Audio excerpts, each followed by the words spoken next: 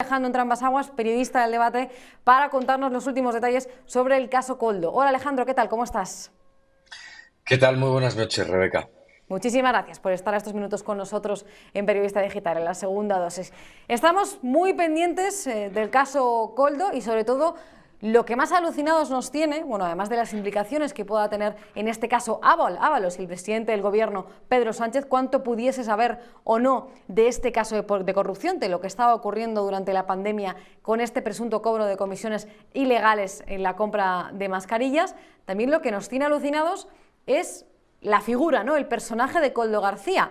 ¿Cómo pasó de ser un portero de discoteca a la mano derecha de Ábalos e incluso consejero de Renfe? ¿Esto cómo se explica, Alejandro?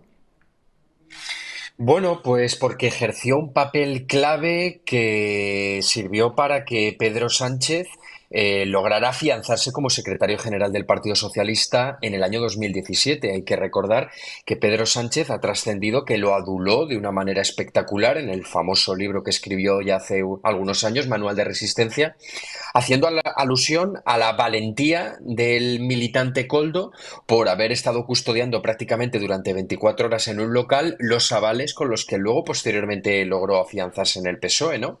Entonces, claro, Sánchez logra la Secretaría General, se afianza en Ferraz, posteriormente llega a la presidencia del gobierno, en ese batiburrillo conoce a Ábalos presentado por Santos Cerdán, ambos se conocían de su etapa en Navarra, porque Koldo es del País Vasco y ha vivido gran parte de su vida en Navarra, y a partir de ahí Ábalos lo ficha primero como chofer, después como escolta y posteriormente como asesor en el ministerio. El trabajo de la Guardia Civil ha sido un trabajo espectacular, muy minucioso, muy silencioso y es precisamente lo que ha permitido que la trama que lideraba Ábalos se desconfiara por completo, siguiera realizando los tejemanejes corruptos que han captado los investigadores y sobre todo que al final el dinero pudiera aflorar. En este caso, ¿cómo ha aflorado? Bueno, pues porque los investigadores han detectado que justo después del cobro de mordidas, Ábalos y su mujer, perdón, Koldo y su mujer se dedicaron a comprar una serie de propiedades inmobiliarias, en concreto 2 pisos en Benidorm, en Alicante, y 3 fincas, y los investigadores sostienen que esto fue una manera de blanquear las comisiones ilegales que cobraron de los contratos de la pandemia.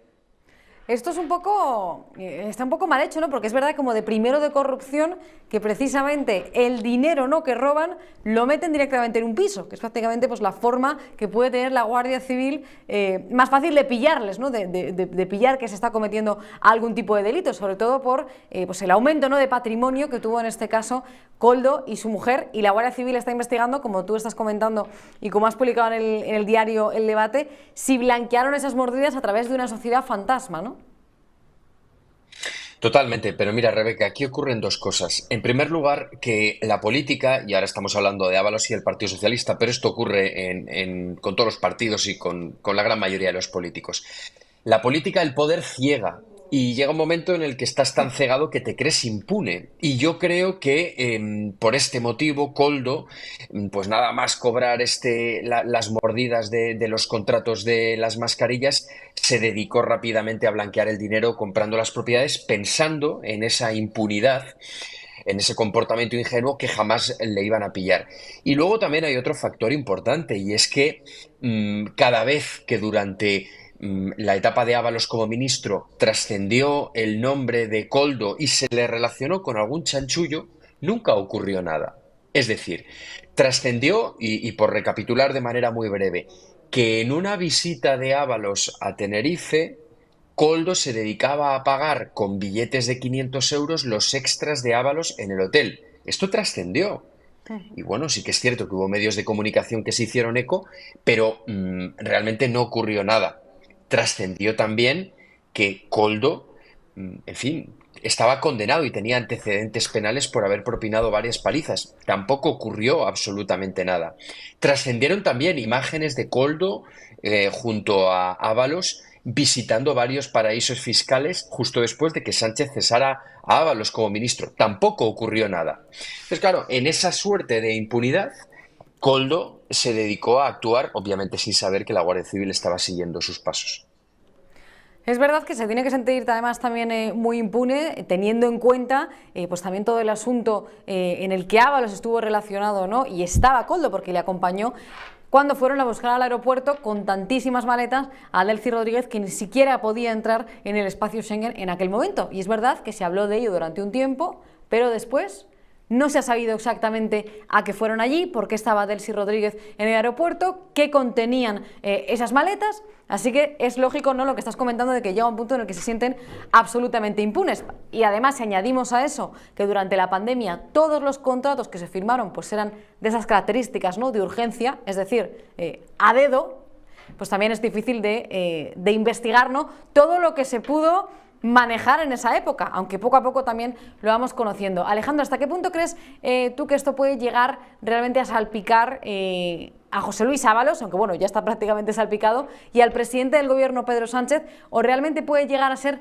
un caso que pueda suponer un antes y un después en la larga trayectoria de corrupción que tiene el Partido Socialista? Hombre, a ver, yo creo que es más que evidente que Ábalos no es que esté salpicado, es que es uno de los principales implicados en todo esto, ¿no? Y me consta que la Guardia Civil, en los informes que está aportando al juez de la Audiencia Nacional, Ismael Moreno, le ha hecho constancia, de alguna manera ha hecho constancia de esta vinculación que es clara y que es evidente. Y luego, la vinculación de otros miembros del gobierno también es clara y evidente, en tanto que no solo fue el ministerio de Ábalos el que esa que está implicada y que pasó de manifestaciones, acreditado que también participaron otros ministerios, como pudo ser el Ministerio del Interior. La Guardia Civil, de hecho, interrogó el otro día al número 2 de Marlaska, el secretario de Estado de Seguridad.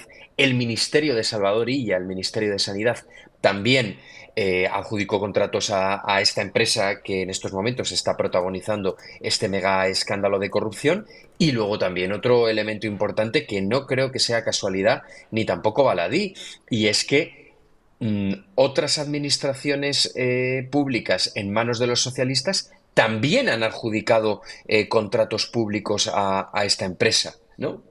Como pueden ser las Islas Baleares, en manos en ese momento de la presidenta del Congreso, Francina Armengol, y las Islas Canarias, en manos de Víctor Ángel Torres, hoy miembro del gobierno, hoy ministro. Por lo tanto, es que aquí está implicado más de medio gobierno, y no me cabe ninguna duda de que la Guardia Civil, durante los casi 2 años que está trabajando en secreto en esta investigación, ha conseguido acreditarlo absolutamente todo, e iremos conociendo poco a poco todos los